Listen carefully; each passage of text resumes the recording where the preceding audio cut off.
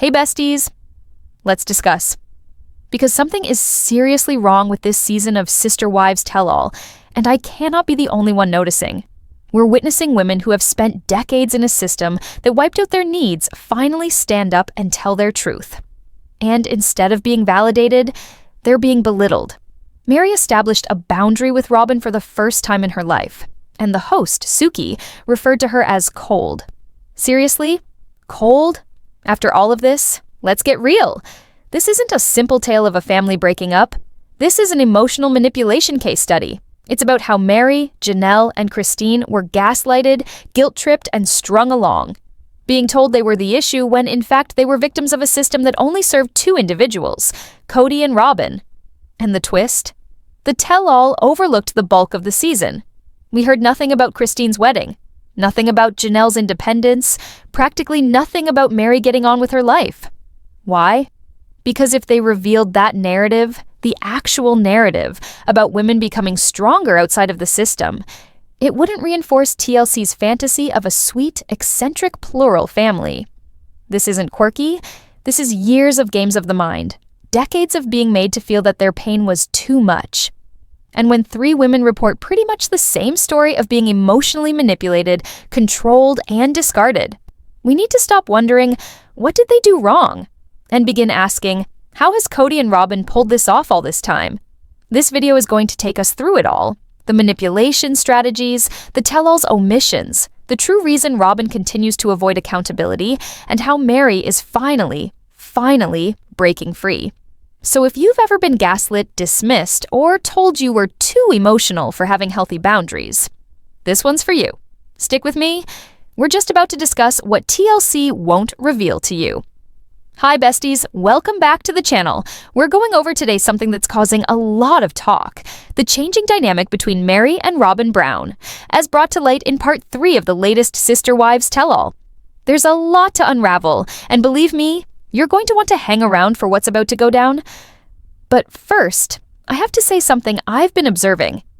The videos I recorded covering part 2 of the Tell-All really didn't catch on like they normally do. And I have to be honest, it's left me questioning. Are we all feeling burned out on Sister Wives? Because I certainly am. And yet, I find myself returning again and again to this story. Why? Here's the thing. I firmly believe in holding on and highlighting the profound, oftentimes imperceptible damage systems, such as polygamy, have the ability to inflict, particularly on women and children. That should count. That should matter. But simultaneously, it's fatiguing to continue witnessing this story play out with no accountability. Cody and Robyn Brown still managed to get away with any actual repercussions, and TLC isn't particularly interested in uncovering the actual emotional harm laid out. And let's be real, isn't it infuriating? We're sitting here watching it unfold season after season, and it's as if the deeper truths keep getting smoothed over. That exhaustion? It's genuine. But so is the necessity to continue asking the hard questions. Recently, I caught wind of an interview between Suki and Sarah Fraser. And no, I haven't seen it yet, but it's raised more thoughts. Quick aside, I deeply admire Sarah Fraser. We do things differently, write entirely different readership, and have different styles, but I do have so much regard for her writing, and we've always got on. So where does that leave us? Well, somewhere between frustration and resolve. There's still so much unsaid. And in today's vlog, we're going to break down all that, what the tell-all actually told us, what it didn't, and why we have to keep having this conversation, even if it's getting more difficult to do. Let's dive in. Let's discuss what's actually happening with the tell-all, because some of the commentary that's happening around it is really feeling like a slap in the face to viewers who've been along for the ride. On the interview circuit, I saw Suki, the host, sticking up for Cody and Robyn in a way that felt off. Phrases such as Cody's a good dad or he's just trying to repair fractured relationships continue to be used, and they totally miss the mark. Robyn also is made out to be sweet and misconstrued. But what that actually indicates is this. It's not journalism, it's damage control. See, Suki isn't around to call anyone out. She's there to guard the brand, to placate TLC, keep her contract intact, and make the show saleable. And naturally, when your salary is riding on being nice to individuals like Cody, it's dangerous to speak out against toxic behavior. Yes, She's criticized him to some extent, but the larger story still tips toward mending shattered family relationships. Even if those relationships are severely toxic, that's where things become really disturbing. Seeing someone urging these women to reconcile with individuals who have emotionally abused them is just repulsive. At a certain point, it's no longer entertainment and begins to look like enabling. Is TLC facilitating Cody and Robyn's actions in the interest of ratings? Recently, I've noticed a growing number of articles and posts demanding Sister Wives be canceled. And quite frankly, I get it. Not because people dislike the show, but because there is such an obvious lack of consequence. Instead of using this platform to explore the very real damage that polygamy can inflict, TLC seems more interested in preserving a sanitized narrative. And that's such a missed opportunity. What we're witnessing isn't just family drama. It's a symptom of a deeply flawed system. The feuds, emotional fallout, and strained relationships, they aren't just happening because this family is dysfunctional. They're occurring because polygamy as an institution tends to create these very dynamics. This show could be great if it was willing to draw attention to that reality. Picture having to watch a show that spoke openly about the damage, included individuals exiting the system, and shared narratives of healing and development. Perhaps that's not what TLC is interested in sharing, though. Perhaps they'd prefer we think that this all collapsed due to personal issues, rather than the fact that the system itself is flawed. And as far as Meri and Robyn's tense relationship goes, there's another aspect to consider. One commenter, Ellen, nod to you, who is from the AUB, Apostolic United Brethren background, brought to mind something truly important. Women are instructed in many fundamentalist communities to bear the emotional weight of the men that they are around. If a man is angry, it is your responsibility to make it right. If he's hurting, somehow it's your fault. That's the sort of pressure that Meri has endured for years. So when Cody informed Meri that he was still mourning the demise of their marriage, and she replied, "You don't get to put that on me. That's yours, not mine." It was a moment of empowerment, a breakthrough. And his reply? "Yes, I do." That right there, that is the indoctrination speaking. That belief that her pain, her boundaries, her voice don't matter. That somehow she's still responsible for his feelings. It's heavy, it's dark, and it's real. What's even more frustrating is that we're now 3 parts into this tell-all, and they're still only talking about the first few episodes of the season. This season ran well over 20 episodes, and there has been no reference to Janelle's grand gesture, no true report on Christine's wedding, and no sincere discussion regarding Meri moving on or the fallout with Robyn. So what's the point? Now here's something that really made me take notice. And it shows just how scripted and biased this whole Sister Wives tell-all actually is. Meri actually said during the tell-all that she hadn't even watched most of the episodes that had been aired by the time she went to do her interview. She had no idea what had made it to TV. And more importantly, she hadn't been shown clips that would have dramatically impacted her perspective. For example, she didn't get to see Cody calling her friend Jen a bad influence, or his disturbing comments about Meri's friendships. No man would want to be with Meri if her friends were bad-mouthing him, which is just more control, more manipulation, more deflection from his own responsibility in the demise of their relationship. And when you consider what they have addressed in this tell-all, it gets even stranger. There were 25 episodes in this season. You'd think a tell-all would cover the big moments, but no, they've barely scratched the surface. They briefly touched on episode 8, where Janelle and Cody had a sit-down, and they mentioned Meri's departure and her so-called spiritual release from Cody. But where's the coverage of Christine's wedding? Where's the talk about Meri's new chapter, or Janelle's move, or any of the emotional progress these women have made away from Cody? Instead, TLC is piecing together 4 episodes of surface-level drama, weaving everyone's stories into a single narrative, and completely ignoring the episodes that highlight their independence and growth. Why? Because if they displayed what everybody was doing in isolation, there would not be enough gasoline for a dramatic collective reunion. And if they bore witness to how far the family has strayed, the fantasy that this is all one large family would utterly disintegrate. It's contrived, segregated, as if the show is fighting to maintain a version of the Brown family that they no longer have. But here's the actual turning point. Meri is finished. Totally and completely finished with Robyn. And we need to discuss why. take a step back. Even during earlier seasons, Meri quite frequently expressed how isolated she felt from the rest of the clan.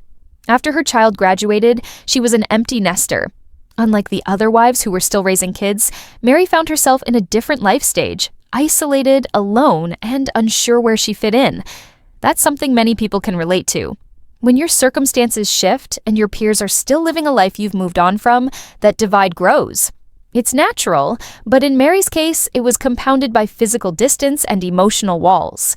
The family resided in individual houses, and Meri felt more like a sister-wife outsider than a sister-wife. And rather than being supportive, Robyn guilted her.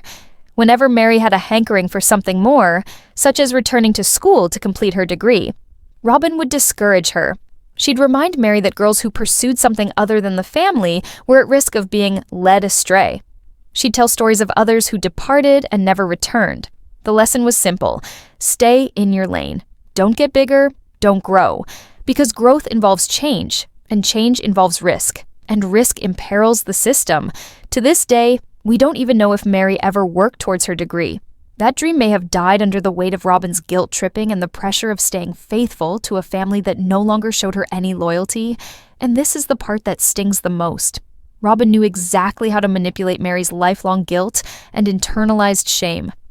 Undefined. That's how she kept her tethered. That's how the system gets so many women to shut up, stay small, and not know their worth of a tell-all if it doesn't tell all. One of the most agonizing truths that Meri has had to endure is the way that her strong sense of allegiance was manipulated against her. For years, she was instructed to prioritize the principle, the way of life, the family, the group image, over her own desires. She was supposed to put everyone else's feelings ahead of her own, to minimize herself for peace's sake, and to remain silent despite how much she was suffering. And to bid adieu to Robyn, the manipulation was evident. Robyn didn't appear to bid Meri farewell. She appeared to secure control, one final bid to draw Meri back in emotionally. But for the first time, Meri held firm. She didn't crack. She didn't resort to old habits. She didn't let Robyn guilt-trip her. And that, friends, was power. But what came next? The host, Suki, called Meri's response cold. Cold? How can you observe a woman at last standing up for herself, at last saying no more after all these years of emotional abuse, and call her cold? That's not reporting. That's continuing the same manipulative pattern this show purports to be unveiling. And here's where it stings harder. This is precisely the way women are treated in high-control settings, such as the one Meri emerged from. They are expected to be nice through the hurt, be compliant, keep sweet, and never question the establishment. So when someone like Meri finally draws a boundary, suddenly she's difficult, icy, defiant. But let's call it what it is: strength, clarity, growth. And yet, Suki's framing of that moment only reinforces the same harmful dynamics that have trapped women in this system for years. Instead of holding Robyn accountable for years of subtle emotional control over Meri, she questioned Meri's tone. How is that fair? Let's not forget, Robyn has never ever been called out. Not in public, not in a tell-all, not by anyone who has the platform to make it matter. Why? Is she being protected by production? Is she pulling levers backstage? Tamron Hall, who had interviewed Meri before, suggested something significant. She explained that it soon became apparent that Robyn was calling the shots, controlling the discussion, steering the interviews, and even dictating what others said. Cody would look to Robyn for approval. Meri also seemed to defer to Robyn. And when Tamron questioned Meri about this dynamic, Meri didn't deny it. She affirmed it. There's tension between Meri and Robyn that has been building for years, not between Meri and the other wives. And I really do think that someday, Meri will reveal to us exactly how far the manipulation went, how Robyn affected her decisions, her silence, and even her divorce. At the moment, Myrtle Beach may not yet be ready to share the entire tale, but she's beginning to demonstrate to us, through her behavior, through her tone, through her refusal to be manipulated, that she's done playing the part they assigned her. And let's not forget Cody in all of this. Meri says he phoned her only 2 weeks prior to the tell-all airing.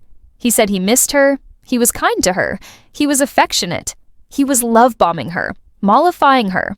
Why?